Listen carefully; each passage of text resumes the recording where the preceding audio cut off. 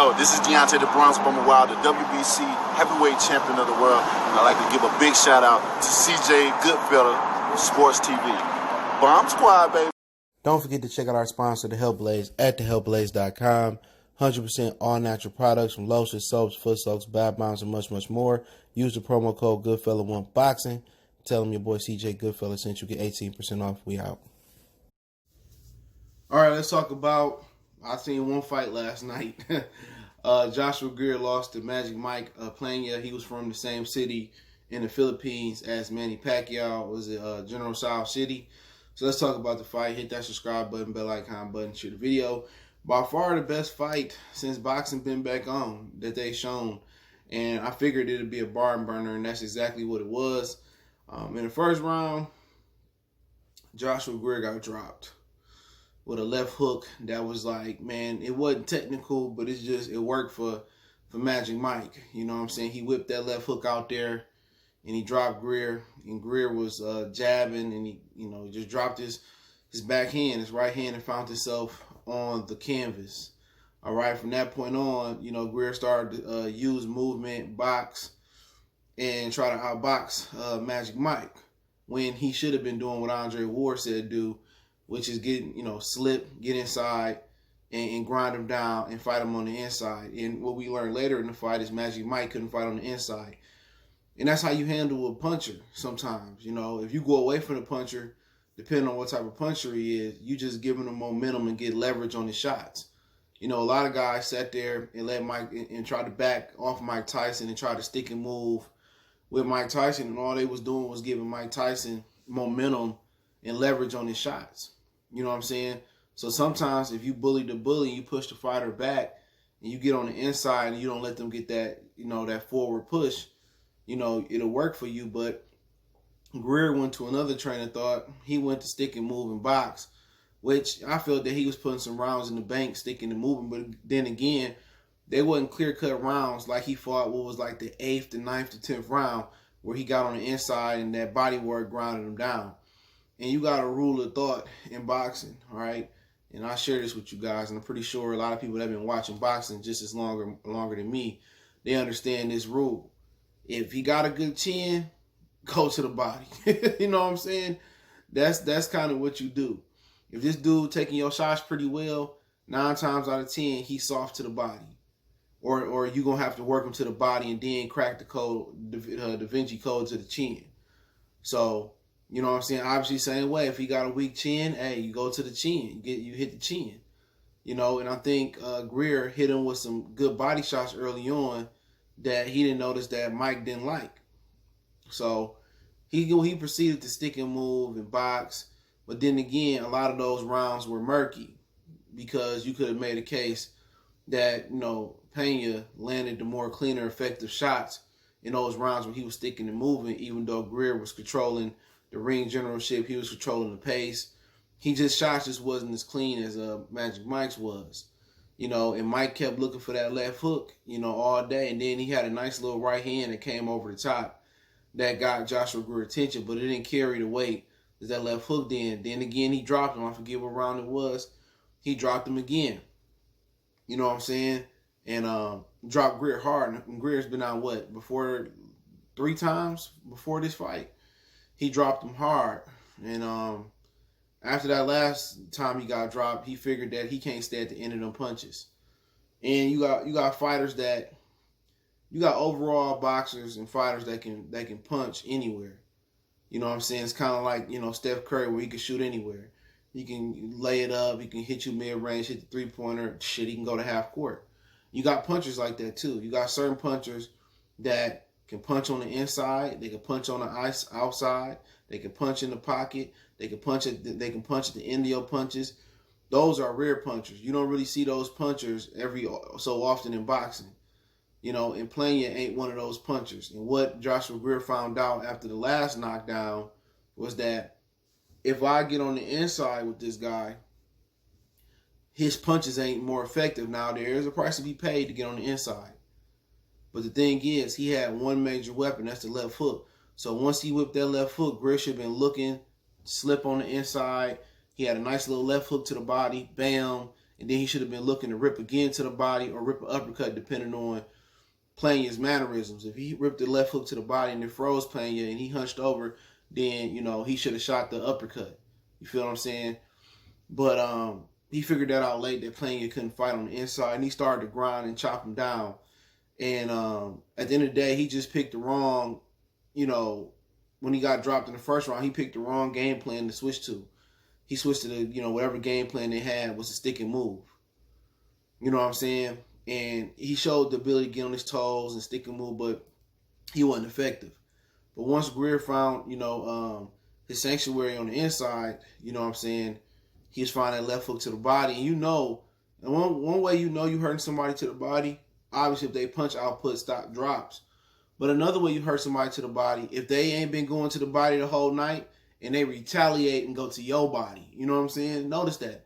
Plania really wasn't throwing 3 or 4 shoe shining to the body like that until Joshua Greer was ripping him with hard body shots and his stamina dropped off. So Greer should have been fighting that fight the whole time. Now, this dude was a late replacement, so I don't know how much film they watched on him. So this is why it's important to watch film on your opponent. It's very, very important to watch film so you can see their weaknesses. And also, you should watch film yourself so you can see where your weaknesses go. But Joshua Greer did an interview at the end, I'll talk about that in a minute, where he knew exactly what he did wrong. So his corner must be pretty good to see, you know, to articulate to him during the fight what he did wrong. But, you know, Joshua Greer, he excelled at the end of the rounds. You know, he just, you know, Plania just had so much, you know, money put in the bank, so many rounds put in the bank. It was just going to be too hard to catch him unless he dropped him a few times and stopped him. And his corner was honest that he was losing that fight. And had he went on the inside earlier, you know, we would have been having a totally different conversation. He probably would have stopped Magic Mike. But, you know, Mike did his thing, and, you know, Mike was whipping that left hook out, man. It was a natural punch, and he had a right hand to go with it. But that's all he brought to the table. His jab was okay. And at the end of the day, sometimes when you got the right style, you got the right weapon, the other guy can't adjust to it or adjust too late. And this is what happened here. And Plania left hook is a dangerous weapon. He carried a lot of weight. And, you know, he landed flush, you know, and I felt that all Greer had to do was, you know, slip that punch. You know what I'm saying? Obviously, he had a good right hand, too. But slip that punch, get on the inside, and grind him out. And he showed to be, you know, stronger down the stretch. He showed to have a better stamina. And that's why I kind of don't like 10-round fights. If this was a 12-round fight, you know, and it should have been a 12-round fight. It was the main event. You know, Greer probably would have ended up chopping him down and stopping him because Plania's stamina was getting out of there. But you got to give it to Magic Mike. You know, he trained with the guy that Greer was supposed to fight, Casimir, who's fighting Nuyiwa. I think that's who he's supposed to fight or something like that. I'm not sure. But, you know, Greer just got to get back to the drawing board. You know what I'm saying? You know, and just, you know, keep his hands up, work on being slick, you know, work on just moving his hips. It's not over for him. But one of the things that was pointed out to me is that he went through all that for $100,000. And, you know, I'm one to kind of think the money should go down in boxing, but give me a minute. I'm wanting to think the money should come down in boxing, but to have that tough a fight and not get, you know, 6 figures, I think Top Rank should be ashamed of themselves. You know what I'm saying? What they paying these dudes, man. Nobody on this, I mean, their viewerships add up more than, you know, they pulling more viewership ratings than money. So they viewers is 300, 400,000 people a night, and the card is costing less than that. That's what I'm trying to say. So I felt that he should have been compensated better for that tough fight, and the odds maker knew that this dude was a problem. So you sit out here and you take a tough contender fight, which this is what I'm asking for, but you don't get compensated for the caliber and the toughness of the fight. Which to me, I didn't like that. I think he should have got paid a lot more. But right now, they not dishing out that money. My whole thing about it is this. The network pays the money for the main event, you know. And then the promoter pays the undercard, okay? You know, and then they probably recoup the live gate or, you know, split it up amongst the fighters. You feel what I'm saying? Sometimes they do that. That's PBC thing. So, you know, I would like to see him get a better purse than what he got, man, for that caliber fight. You know, but that was the best fight on. He did an interview at the end, and he did nothing but respect. None but respect. He said he was a better man, no excuses. He got to get back to the drawing board, and he showed a lot of heart after getting dropped. Most guys that get dropped like that, and he'd been there before, so it's hard to kind of credit a dude who been there, who been in that room before, like Teddy Atlas say, and he know how to get up and don't mail it in. He makes Chicago proud, you know. But he been there before, but it's credit to him to get hit by them hard shots and get back up and not be scared and fight a scary fight. He went back up there and he just, he turned the Jets on and he tried to outdog Magic Mike, and he did outdog Magic Mike. But, should they give him a rematch? Nah, I mean, Magic Mike, unless he get a title, should give him a rematch. I feel that, they should do a rematch, but I understand it's a contender fight. Magic Mike could be in a position to get a title shot. Get your title shot.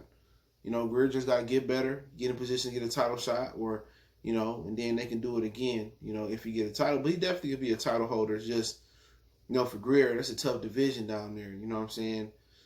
Nuyua, some of them dudes going to move up. So it'll be an opportunity for him to get a belt again. But, he took a L right on the chin. He took it like a man. And, he said he'd be back. So let me know what you guys thought about the fight. But I'm going to give Mike Plania Magic Mike some credit, man. He came in there. He said he was going, Greer wasn't going to need the pillow. He was going to need the pillow. He came in there. He dropped Greer twice. He was training with the Casimir guy who dropped Tite. He from the Philippines. So it seems like the training paid off.